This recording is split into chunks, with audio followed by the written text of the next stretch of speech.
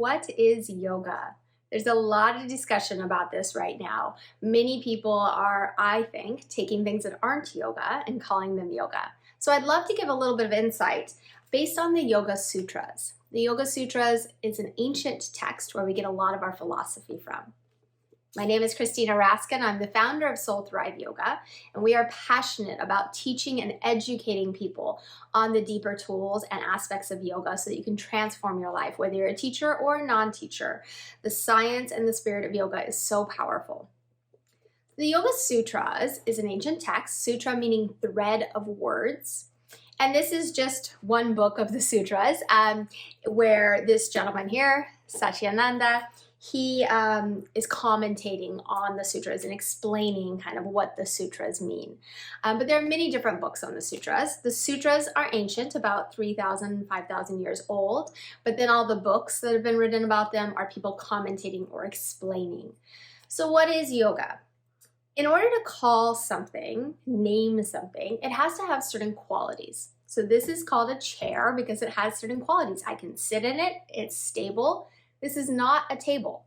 It has different qualities than a table. So in order to call something yoga, it has to have certain qualities.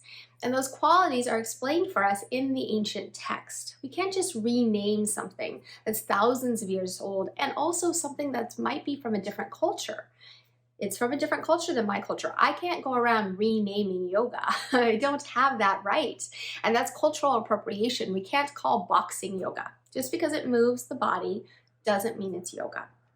So what is yoga? According to the Yoga Sutras, the very first yoga, yoga asanam, says yoga is now. And the Sanskrit scholars translate that in two different ways.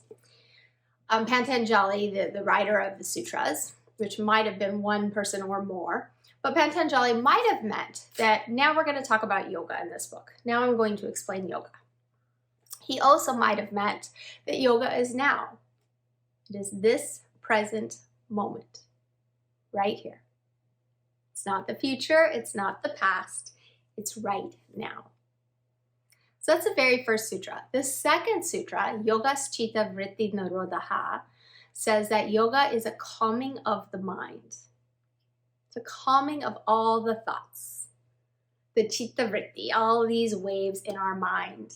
Yoga is a calming of the mind. So those first two sutras are put together. Yoga is a calming of the mind so that we can be here now in the present moment. So that's one way to define yoga, something that might be very insightful for you.